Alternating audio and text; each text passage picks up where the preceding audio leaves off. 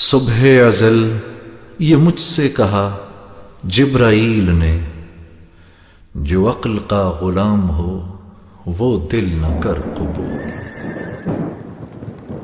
بو بکر عمر عثمان و علی، بو بکر عمر عثمان و علی، یاران نبی میں سب سے جلی۔ بو بکر عمر عثمان و علی، اصحاب محمد حق کے ولی۔ بو بکر عمر عثمان و علی، یاران نبی میں سب سے جلی۔ بو بکر عمر عثمان و علی، بو بکر عمر عثمان و علی۔ اسلام نے جن کو عزت دی، اسلام کو قوت جن سے ملی۔ اسلام نے جن کو عزت دی، اسلام کو قوت جن سے ملی۔ اسلام نے جن کو عزت دی، اسلام کو قوت جن سے ملی۔ ایمان کی روایت جن سے چلی۔ بو بکر عمر عثمان و علی، یاران نبی میں سب سے جلی۔ بو بکر عمر عثمان و علی، اصحاب محمد حق کے ولی۔ اعوذ باللہ من الشیطان الرجیم، بسم اللہ الرحمن الرحیم، نحمد و نصلی علی رسولہ الکریم، اما بعد۔ معزز سامعین، السلام علیکم ورحمۃ اللہ وبرکاتہ۔ سب تعریف اور جملہ خوبیاں پروردگار عالم کے لیے جو سارے جہانوں کا رب ہے، ساری مخلوق کا روزی رساں ہے۔ اس کی قدرت کاملہ ہے کہ رات اور دن کا بنانے والا، سمندروں میں مد و جزر کا پیدا کرنے والا، وہ ایسا باجبروت خدا ہے کہ تمام انسانوں کو رزق پہنچاتا ہے۔ ہزاروں درود نبی کریم صلی اللہ علیہ وسلم کی ذات اقدس پر، کہ جس ذات گرامی نے عرب کے بدو اور خانہ بدوشوں کو تاریخ انسانی کے کاروان کا سالار بنا دیا۔ والذین معہ اشداء علی الکفار رحماء بینہم، وہ لوگ جو ایمان کی حالت میں اللہ کے نبی صلی اللہ علیہ وسلم کا دیدار کیے صحابہ کہلائے۔ صحابہ کے اوصاف حمیدہ اللہ تعالیٰ نے قرآن مجید میں یوں فرمائے کہ آپس میں ایک دوسرے کے لیے رحیم، ایک دوسرے کے غم گسار، ایک دوسرے کا درد بانٹنے والے، لیکن دشمنوں کے معاملے میں بڑے اشد تھے۔ آج ایک ایسے صحابی رسول کی سیرت آپ سماعت فرمائیں گے جن کو اللہ کے نبی صلی اللہ علیہ وسلم نے کہا امین الامت ہیں، میری امت کے امین ہیں۔ حضرت ابو عبیدہ بن جراح رضی اللہ تعالی عنہ۔ حضرت ابو عبیدہ بن جراح کا نام عامر بن عبداللہ بن جراح ہے، لیکن آپ اپنے دادا کے نام سے اپنی کنیت ابو عبیدہ بن جراح اس انداز سے رکھتے ہیں۔ حضرت ابو عبیدہ بن جراح ان لوگوں میں شامل ہیں جو حضرت ابوبکر صدیق کی تبلیغ دین حنیف کا نتیجہ تھا کہ داخل اسلام ہوئے۔ عرب میں اس وقت 17 ایسے اشخاص تھے جو لکھنا پڑھنا جانتے تھے، اور یہ حضرت ابوبکر صدیق کی صحبت میں تھے کہ حضرت ابوبکر صدیق کی صحبت میں 9 ایسے افراد داخل اسلام ہوئے کہ مت پوچھے، جو بعد جلیل القدر صحابہ بنے، جن کو دنیا میں جنت کی بشارت ملی۔ حضرت ابو عبیدہ بن جراح ان میں شامل ہیں۔ اور اس کے بعد جب اللہ کے نبی صلی اللہ علیہ وسلم کے دستہ اقدس پر ایمان لائے اور مکے کی سرزمین پر ظلم اور زیادتیاں آپ پر بھی زیادہ ہونے لگیں، تو آخر کار آپ مکہ مکرمہ کو چھوڑ کر ہجرت حبشہ کی۔ پہلی ہجرت حبشہ میں تو آپ شریک نہیں ہو سکے، لیکن دوسری ہجرت حبشہ میں آپ شریک رہے۔ اور پھر اس کے بعد جب واپس آئے تو یہ وہ وقت تھا جب اللہ کے نبی صلی اللہ علیہ وسلم نے فرمایا کہ مدینہ منورہ کی طرف ہجرت کرو، تو حضرت ابو عبیدہ بن جراح مدینہ کی طرف ہجرت کر کے چلے آئے۔ کلثوم بن ہضم کے مکان میں قیام پذیر ہوئے۔ اللہ کے نبی صلی اللہ علیہ وسلم نے 8 مہینے بعد حضرت انس بن مالک کے مکان میں جب مواخات کروائی، یعنی ایک انصاری کو ایک مہاجر کا بھائی بنایا، اس لیے کہ مہاجرین اپنے ساتھ کسی قسم کا کوئی مال و اسباب زیادہ لائے ہوئے نہیں تھے، ان کے رہنے سہنے کے لیے انتظام کرنا ضروری تھا۔ اس لیے اللہ کے نبی صلی اللہ علیہ وسلم نے ایک مہاجر کو ایک انصار کا بھائی بنایا۔ تو حضرت ابو عبیدہ بن جراح کو حضرت ابو طلحہ زید انصاری کا بھائی بنایا گیا۔ ایک روایت تو حضرت سعد بن معاذ جو قبیلہ بنو عبداللہ شل کے سردار ہیں ان کی بھی ملتی ہے، لیکن حضرت انس بن مالک کی روایت سے بات معلوم ہوتی ہے کہ حضرت ابو طلحہ بن زید بن سہیل انصاری آپ کے مواقعاتی بھائی بنائے گئے۔ یہ وہ زمانہ ہے جب ابھی شراب کی حرمت نہیں آئی ہے۔ حضرت ابو عبیدہ بن جراح، حضرت ابو طلحہ زید انصاری اور ابی ابن کعب رضی اللہ تعالیٰ عنہ، یہ جلیل القدر صحابہ اس وقت فصیح کی شراب استعمال کیا کرتے تھے، اور حضرت انس بن مالک آپ کو یہ شراب پلاتے، اور جب اللہ کے نبی صلی اللہ علیہ وسلم کے اوپر احکامات شراب آ گئے، یعنی اس کو منع کر دیا گیا کہ یہ لوگ بیٹھے ہوئے تھے مینوشی کرنے کے لیے، اس وقت ایک شخص نے آ کر کہا شراب حرام کر دی گئی، تو حضرت ابو طلحہ زید انصاری نے حضرت انس بن مالک سے کہا انس اٹھو اور تمام یہ خموں کو جو شراب سے بھرے ہوئے ہیں اسے ختم کر دو، توڑ دو۔ چنانچہ اسی وقت تو توڑ دیا گیا جب اس کی حرمت آ گئی۔ حضرت ابو عبیدہ بن جراح وہ شخصیت جو غزوہ بدر میں اپنے باپ عبداللہ کو انہوں نے اپنے ہاتھوں ختم کر دیا اور یہ بتلا دیا کہ دین کا جو رشتہ ہے وہ خونی رشتے پر بھی بھاری ہے۔ اس انداز سے آپ نے بدر میں یہ واقعہ ہوا۔ غزوہ احد میں ہوا یہ کہ جب اللہ کے نبی صلی اللہ علیہ وسلم پر حملہ ہوا، عبداللہ ابن حمیہ نے جب آپ کے پر کاری ضرب لگائی تو وہ ہیلمٹ کی کڑیاں دھنس گئیں۔ حضرت ابو عبیدہ بن جراح نے ان ہیلمٹ کی کاڑیوں کو نکالتے ہوئے اپنے 2 دانت شہید کر دیے۔ آپ کے سامنے کے 2 دانت نکل گئے۔ حضرت ابو عبیدہ بن جراح وہ شخصیت جس کے بعد حمراء الاسد تک اللہ کے نبی صلی اللہ علیہ وسلم کے ساتھ رہے، اور حمراء الاسد کے بعد پھر وہ موقع بھی آیا۔ اللہ کے نبی صلی اللہ علیہ وسلم چھوٹی چھوٹی ٹکڑیاں بنا کر تمام صحابہ کرام کو وہ شاہراہ کے اوپر، جس شاہراہ سے مکے سے قافلے تجارت جایا کرتے تھے، ان پر آپ بھیجا کرتے تھے، محض وجہ یہ کہ اہل مکہ یہ نہ سمجھ لیں کہ مدینہ منورہ جانے کے بعد مسلمان بالکل بے خوف ہو گئے۔ ان کو بتلانا یہ تھا کہ مسلمان آج بھی تمہارے حرکات و سکنات پر نظر رکھے ہوئے ہیں۔ حسن اتفاق اللہ کے نبی صلی اللہ علیہ وسلم نے یعنی بطن نخلا میں بھیجنے کے لیے کچھ آدمیوں کا سپہ سالار جب حضرت ابو عبیدہ بن جراح کو بنایا تو حضرت ابو عبیدہ بن جراح رونے لگے۔ حضور نے پوچھا کیا وجہ ہے؟ کہا کہ اللہ کے نبی آپ کی فرقت میں برداشت نہیں کر سکتا، آپ کو چھوڑ کر میں جا نہیں سکتا۔ یعنی عشق نبی کا یہ تقاضا تھا کہ باوجود اللہ کے نبی صلی اللہ علیہ وسلم نے یہ حکم دیا لیکن اس کے باوجود آپ وہاں پر ڈٹے رہے۔ اللہ کے نبی صلی اللہ علیہ وسلم نے حضرت عبداللہ بن جہش کو ذمہ داریاں سونپیں اور حضرت ابو عبیدہ بن جراح کو اپنے پاس رکا دیا۔ غزوہ احد کے بعد بنو مصطلق کا جنگ ہوئی، اس میں اللہ کے نبی صلی اللہ علیہ وسلم کے ساتھ آپ شریک تھے۔ بنو خنیقہ سے جو جنگ ہوئی اس میں بھی اللہ کے نبی صلی اللہ علیہ وسلم کے ساتھ آپ شریک تھے۔ بنو نذیر سے جو جنگ ہوئی اس میں بھی حضرت ابو عبیدہ بن جراح اللہ کے نبی صلی اللہ علیہ وسلم کے ہم رکاب رہے۔ اور اس کے بعد جب ان یہودیوں کو یہاں سے نکال دیا گیا، غزوہ خندق بھی واقع ہو گئی، اور پھر غزوہ خندق کے بعد جب حدیبیہ کا وہ مقام آیا جہاں صلح حدیبیہ ہوئی 6 ہجری 21 ذیقعت کو اللہ کے نبی صلی اللہ علیہ وسلم مدینہ منورہ سے مکہ صرف عمرہ کرنے کی غرض سے جاتے ہیں۔ وہاں پر کفاران مکہ نے آپ کو روک رکھا اور ایک معاہدہ ہوا سہیل بن عمر اور اللہ کے نبی صلی اللہ علیہ وسلم کے درمیان، اور وہیں پر بیعت رضوان بھی ہوئی۔ تو اس وقت حضرت ابو عبیدہ بن جراح اس معاہدے کے اوپر گواہ کے بطور دستخط کرنے والے حضرت ابو عبیدہ بن جراح بھی شریک تھے۔ حضرت ابو عبیدہ بن جراح کی زندگی بہت زیادہ صاف۔ اللہ کے نبی صلی اللہ علیہ وسلم جو فتح مکے میں وہ لوگ جو بغیر زراح کے تھے ان کی سپہ سالاری کے فرائض حضرت ابو عبیدہ بن جراح کو آپ نے سونپا تھا۔ حضرت خالد بن ولید کو، حضرت زبیر بن عوام کو،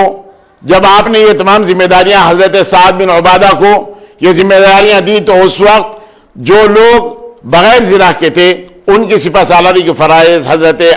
ابو عبیدہ بن جراح نے کیا۔ تو میرے اور دوستوں معاملہ یہ کہ جب مکہ فتح ہو گیا اور اس کے بعد پھر حنین کا معرکہ ہوا، اللہ کے نبی صلی اللہ علیہ وسلم کے جانثار 7، اور پھر اس کے بعد واقع تبوک واقع ہوا، طائف کے میدان میں بھی آپ ساتھ رہے، محاصرے میں بھی ساتھ رہے۔ یعنی غرض غزوہ بدر سے لے کر غزوہ تبوک تک اللہ کے نبی صلی اللہ علیہ وسلم کے ساتھ ہر جنگ میں شریک رہے. یہ حضرت ابو عبیدہ بن جراح ہیں. اور ان کے بعد جب اللہ کے نبی صلی اللہ علیہ وسلم اس دار فانی سے کوچ کرتے ہیں تو اس وقت بھی سقیفہ بنو سعدہ میں حضرت ابوبکر صدیق اور حضرت عمر فاروق کے ساتھ حضرت ابو عبیدہ بن جراح بھی پہنچتے ہیں. نبی کریم صلی اللہ علیہ وسلم کی حیات طیبہ میں عمر بن عاص کو سلاسل کی جنگ میں، یعنی سلاسل و کوے کے پاس ایک جنگ کرنے کے لیے حضرت عمر بن عاص کو جب اللہ کے نبی صلی اللہ علیہ وسلم نے بھیجا تو عمر بن عاص نے کہا کہ یہاں کی تعداد بہت زیادہ ہے، اس لیے مزید کمک کی ضرورت ہے. تو حضرت نبی کریم صلی اللہ علیہ وسلم کی نظر انتخاب حضرت ابو عبیدہ بن جراح پر پڑی تو آپ کو 200 آدمیوں کے ساتھ، جن میں بشمول حضرت ابوبکر صدیق، حضرت عمر فاروق شریک ہے، ان لوگوں کے ساتھ آپ نے وہاں پر بھیجا. بھیجتے وقت اللہ کے نبی صلی اللہ علیہ وسلم نے اس بات کی تاکید بھی کی کہ عمر بن عاص کے ساتھ جو معاملہ آپ کو کرنا ہے، یعنی وہ نرمی کا برتاؤ وہاں پر استعمال کرو. اس لیے کہ حضرت عمر بن عاص کی جو عادتیں تھیں اللہ کے نبی صلی اللہ علیہ وسلم اس بات سے واقف تھے. چنانچہ ہوا یوں کہ حضرت ابو عبیدہ بن جراح جب وہاں پر پہنچے تو عمر بن عاص نے سوال کیا کہ سپہ سالاری کے فرائض تو میں انجام دوں گا، آپ میری ماتحتی میں رہیں گے. حالانکہ حضرت عمر بن عاص اور حضرت ابو عبیدہ بن جراح میں بہت زیادہ فرق اس انداز سے ہے کہ وہ سابقون الاولون میں سے ہیں. حضرت ابو عبیدہ بن جراح جن کے تعلق سے اللہ کے نبی صلی اللہ علیہ وسلم حضرت خالد سے فرمایا تھا اگر تم احد پہاڑ کے برابر بھی اگر سونا خیرات کر دو تب بھی تم ان صحابہ کی برابری نہیں کر سکتے. اور آج معاملہ یہ ہے کہ حضرت عمر بن عاص سے کہہ رہے ہیں کہ میں سپہ سالار ہوں اور تم میری مدد کے لیے آئے ہو. چنانچہ نماز حضرت عمر بن عاص نے پڑھائی اور بغیر کسی مزاحمت کے، بغیر کسی بات کے، بغیر کسی رنجش کے حضرت ابو عبیدہ بن جراح ان کے ساتھ ہو گئے. حضرت ابوبکر صدیق اور حضرت عمر کو بھی بڑا تعجب ہوا جب آ کر اللہ کے نبی صلی اللہ علیہ وسلم سے اس بات کا انہوں نے تذکرہ کیا تو اللہ کے نبی صلی اللہ علیہ وسلم نے حضرت ابو عبیدہ بن جراح کو بڑی دعائیں دیں. 9 ہجری میں ایک واقعہ ہوتا ہے. نجران کے کچھ عیسائی آئے اللہ کے نبی صلی اللہ علیہ وسلم کے پاس اور انہوں نے مختلف قسم کے سوالات کیے. وہ تو چاہتے یہ تھے کہ مباہلہ ہو، اللہ کے نبی صلی اللہ علیہ وسلم سے خصم کے بعد یعنی تمام باتیں تمام طے کریں. اللہ کے نبی صلی اللہ علیہ وسلم اس معاملے کے اندر تیار ہو گئے. تو اس وقت ان لوگوں نے کہا کہ اگر واقعی اللہ کے نبی ہیں تو ہم پر ایک ایسا عذاب آئے گا کہ ہم سدھر نہیں سکیں گے، سنبھل نہیں سکیں گے اور ہماری موت واقع ہو جائے گی. اس معاملے کو ختم کرتے ہوئے ان لوگوں نے کہا کہ اللہ کے نبی ہمارے پاس کسی ایسے دیانتدار ایماندار آدمی کو آپ بھیج دیجئے تاکہ ہم اپنا خراج آپ کو دے سکیں، ہمارا اپنا جزیہ آپ کو دے سکیں، بھیج سکیں. اللہ کے نبی صلی اللہ علیہ وسلم نے فرمایا کہ ہاں میں تمہارے ساتھ ایک ایسے شخص کو روانہ کروں گا جو امین ہے. اور اس کے بعد نظر انتخاب حضرت ابو عبیدہ بن جراح پر پڑی تو حضور اکرم صلی اللہ علیہ وسلم نے فرمایا اے ابو عبیدہ اٹھ جاؤ. اور آپ اٹھ کھڑے ہوئے تو کہا کہ یہ میری امت کے امین ہیں. اس انداز سے اللہ کے نبی صلی اللہ علیہ وسلم نے آپ کی تعریف اور توصیف فرماتے ہوئے نجران کے ان عیسائیوں کے ساتھ اللہ کے نبی صلی اللہ علیہ وسلم نے آپ کو بھیجا. اور وہاں سے بہت ایمانداری کے ساتھ، دیانتداری کے ساتھ امین الامت نے وہ تمام کا تمام جزیہ وہاں سے وصول کرنے کے بعد اللہ کے نبی صلی اللہ علیہ وسلم کی خدمت میں پیش کیا. ایک مرتبہ تو ہوا یہ کہ حضرت ابو عبیدہ بن جراح جب وہاں سے بہت زیادہ مال و اسباب لیے ہوئے آئے بحرین سے تو اس وقت مدینہ منورہ کے تمام انصاری صحابہ کو معلوم ہو گیا کہ بہت زیادہ مال و متاع آیا ہوا ہے. تو نماز فجر میں بہت زیادہ لوگ آ گئے کہ مسجد بھر گئی. اللہ کے نبی صلی اللہ علیہ وسلم نے اس وقت تبسم فرماتے ہوئے انصاری صحابہ سے پوچھا کہ کیا ابو عبیدہ بن جراح کے آنے کے بعد، مال و متاع کے آنے کے بعد تم لوگ آگے ہو؟ تو ان لوگوں نے کہا کہ ہاں اللہ کے رسول ہم اسی لیے آئے ہوئے ہیں. اللہ کے نبی صلی اللہ علیہ وسلم نے فرمایا خاطر جمع رہو، سب تم لوگوں میں تقسیم کر دوں گا. چنانچہ اللہ کے نبی صلی اللہ علیہ وسلم نے سارا مال و اسباب جو حضرت ابو عبیدہ بن جراح نے وہاں سے لائے ہوئے تھے وہ تمام کا تمام تقسیم اس انداز سے کر دیا. ہے کہ ابو عبیدہ بن جراح کی زندگی بڑی سادی زندگی رہی. زندگی بعد میں بھی اللہ کے نبی صلی اللہ علیہ وسلم کے بعد ان میں کسی قسم کا کوئی تغیر نہیں آیا. حد یہ کہ حضرت ابو عبیدہ بن جراح حضرت ابوبکر صدیق کے ساتھ جو تعاون آپ نے کیا وہ مت پوچھیے. ہے کہ ابوبکر صدیق نے جو تمام رومیوں سے اور ایرانیوں سے جنگ کی شروعات حضرت ابوبکر صدیق کے زمانے میں جو ہوئی تو اس وقت آپ نے ان کو سپہ سالاری کے فرائض انجام دیتے ہوئے آپ نے بھیجا. اور ساتھ ہی ساتھ آپ کے ہاتھ پر جن لوگوں نے سپہ سالاری کے فرائض انجام دیے اور جن پر حضرت ابوبکر صدیق نے اور حضرت عمر فاروق نے آپ کو سب سے بڑا سپہ سالار مانا، ان لوگوں میں جو تحت میں تھے حضرت خالد بن ولید تھے، حضرت معاویہ بن ابی سفیان تھے، یزید بن ابی سفیان تھے، شرحبیل بن حسنہ تھے اور معاذ بن جبل تھے۔ نہ صرف یہ بلکہ وہ لوگ عتبہ بن سہیل تھے اور سہیل بن عمر تھے، یہ لوگ باوجود سپہ سالار ہونے کے اور پھر ان کے ساتھ یعنی حضرت ابو عبیدہ بن جراح کو ان پر آپ نے سب سے بڑا سپہ سالار منتخب کیا اور ان کے تحت میں رہتے ہوئے ان کے احکامات کی پابجائی کرنے کے لیے حضرت ابوبکر صدیق نے بھی حکم دیا۔ جب یرموک کا واقعہ ہو رہا تھا، یعنی جنگ یرموک ہو رہی تھی اور تمام کے تمام رومی جب ڈیلٹے پر آ گئے یرموک کے اس ندی کے، تو اس وقت ابو عبیدہ بن جراح کے ساتھ یعنی 9,000 کے 4 ایسے سپہ سالار وہ مقابلے کے لیے نکلے، اس لیے کہ ان کو یہ بات معلوم ہو گئی تھی کہ روم کا شہنشاہ یعنی 2,40,000 آدمیوں کے ساتھ مسلمانوں سے مقابلہ کرنے کے لیے آ رہا ہے۔ اور پھر حضرت ابو عبیدہ بن جراح اور جب حضرت خالد بن ولید کو دمشق میں معلوم ہوا تو 10,000 کی سپاہیوں کے ساتھ وہ بھی آ گئے اور ان لوگوں کے ساتھ ہو گئے۔ اس انداز سے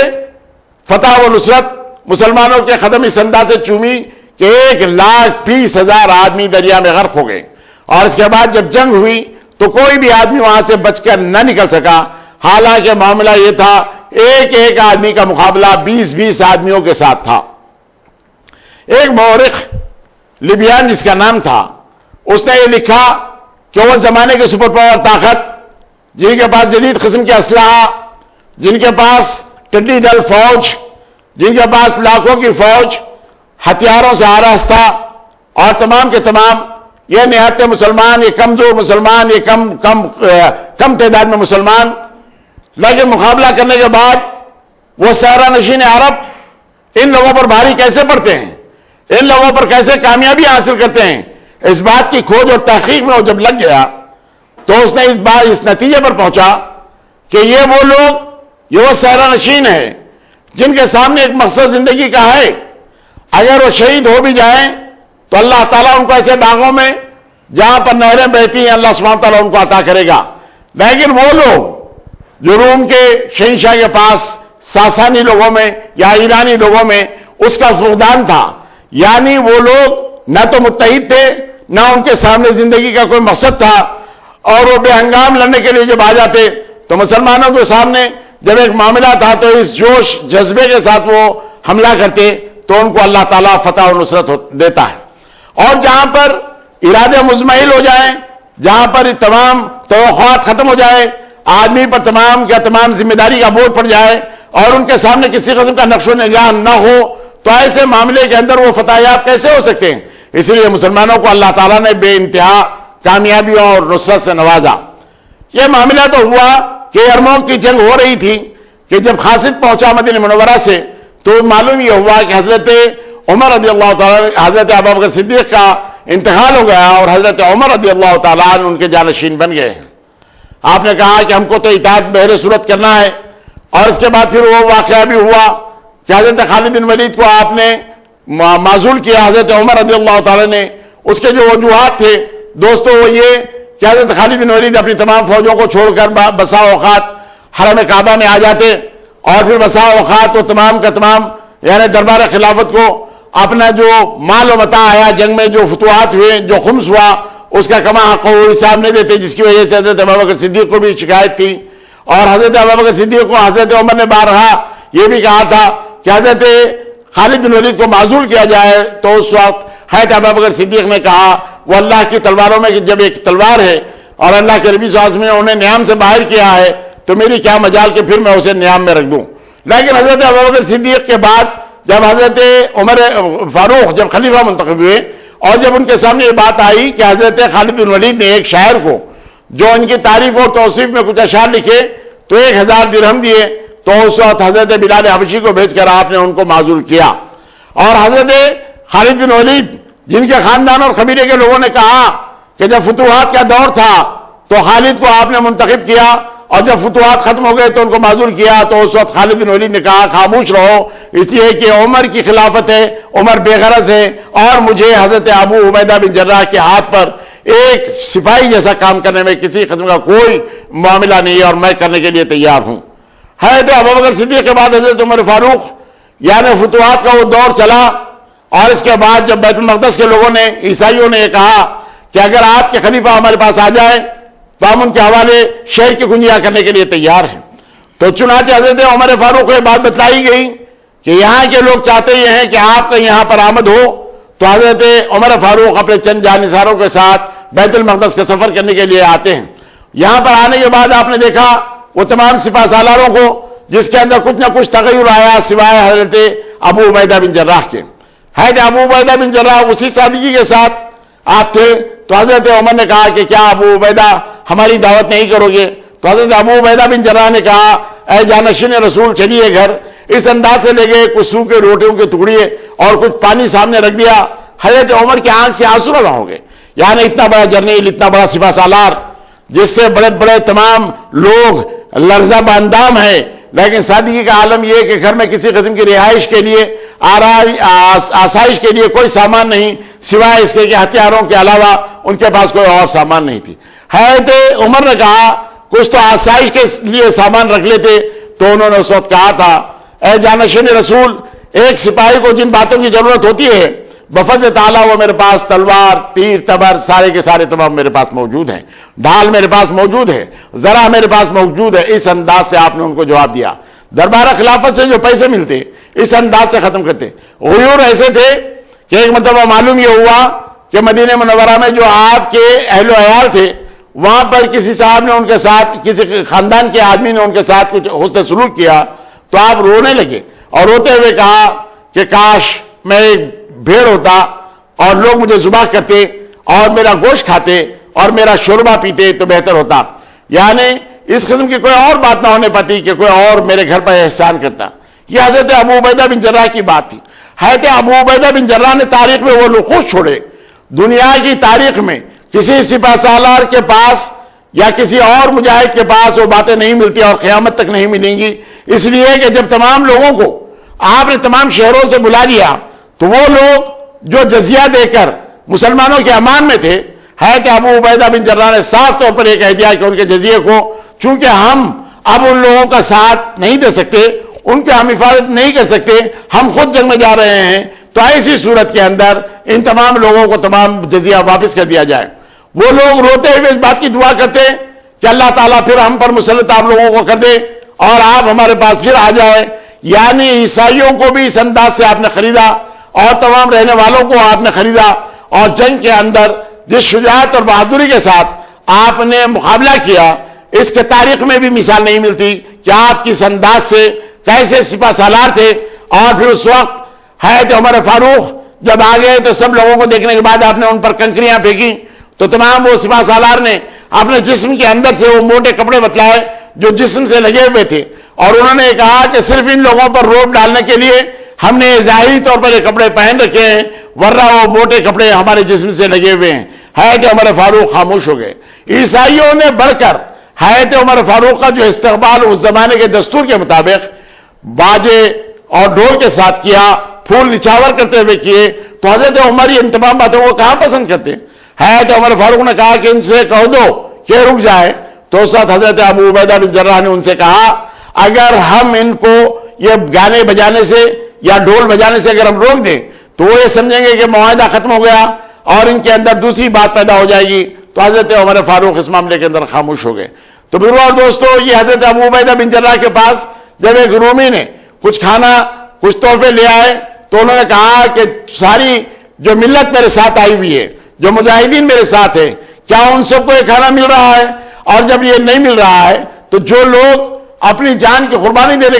کے لیے میرے ساتھ آئے ہوئے، میں ان کو چھوڑے ہوئے کسی قسم کا کھانا میں آپ کے ساتھ کھا نہیں سکتا۔ اس معاملے کے اندر انہوں نے اس کو رد کر دیا اور اس انداز سے بھیج دیا۔ یہ حضرت ابو عبیدہ بن جراح اس سادگی کے ساتھ رہتے کہ آنے والا جو سفیر ہے اس کو تکلف ہوتا اس بات کا کہ آپ کا سپہ سالار ہے کون۔ اس لیے کہ حضرت ابو عبیدہ بن جراح بیٹھے ہوئے، تمام آنے والے نے پوچھا کہ آپ کے سپہ سالار کون ہیں، تو لوگوں نے بتایا کہ یہ ہیں، تو اس کو بڑا تعجب ہوا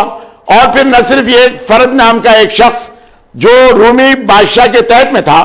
وہ تمام یہ تحقیق کرنے کے لیے کہ مسلمانوں کی حالت کیا ہے، مسلمان کیسے کامیاب ہوتے ہیں، کامران ہوتے ہیں، وہ سادہ لباس کے اندر جب آگے آیا تو حسن اتفاق حضرت ابو عبیدہ بن جراح سے اس کی ملاقات ہو گئی۔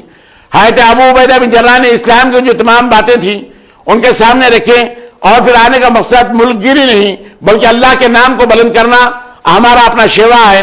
اگر تمام جزیہ دیتے ہیں تو منظور کر لیتے ہیں، مسلمان ہوتے ہیں تو ان کا اپنا ملک ان کے لیے چھوڑ دیتے ہیں، اور اگر یہ بات بھی نہ ہو تو پھر تلوار ہمارا فیصلہ کرتی ہے۔ اور اس کے بعد انہوں نے جو تمام اسلام کے جو اوصاف بتائے تو وہ شخص اتنا زیادہ متاثر ہو گیا کہ وہ فوراً مسلمان ہو گیا، حالانکہ وہ سپہ سالار ہے، سادے لباس میں آیا ہوا ہے، لیکن جب ہرقل کو یہ بات معلوم ہوئی کہ وہ سپہ سالار فرد جب مسلمان ہو گیا تو انہوں نے اس کو گرفتار کر کے اپنے پاس منگوایا،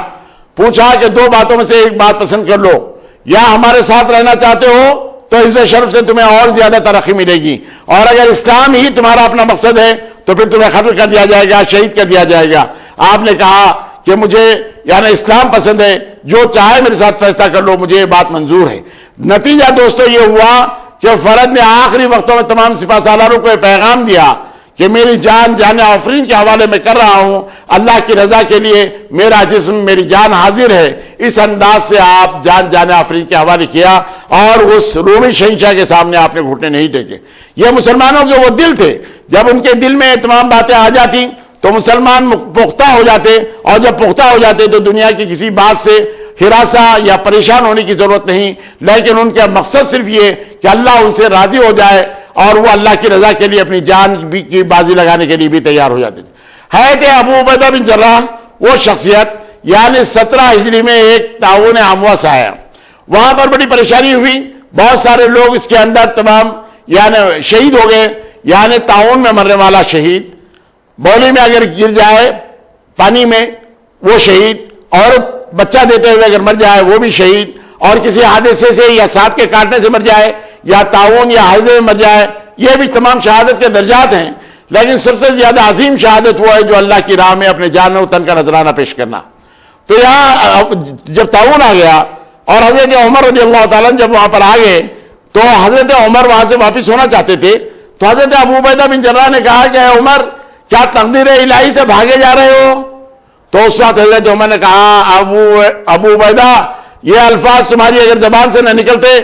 کوئی اور اگر یہ بات کہتا تو میں جواب تو دوسرا دیتا، لیکن جواب سن لو، میں تقدیر الہی سے تقدیر الہی کی طرف جا رہا ہوں۔ اس لیے کہ حضرت عمر کو یہ بتلا دیا گیا تھا، حضرت عمر رضی اللہ تعالیٰ عنہ کو یہ بتلا دیا گیا تھا کہ اگر کہیں بیماری کا زور ہو تو اس مقام پر نہ جائیں، اور اگر وہاں پر پہنچ گئے ہوں تو اس مقام سے نہ نکلیں۔ تو حضرت ابو عبیدہ بن جراح کے سامنے بھی یہ بات تھی کہ آپ وہاں سے نکلنا پسند نہیں کرتے تھے۔ حضرت عمر رضی اللہ تعالیٰ جب مدینہ منورہ آ گئے تو اپنے خاصد کو ایک تحریر کے ساتھ بھیجا کہ تم سے ضروری مشورے کے تحت میرے پاس آنا ہے تمہیں، آپ بلایا آپ نے۔ حضرت ابو عبیدہ بن جراح نے کہا میں ایسے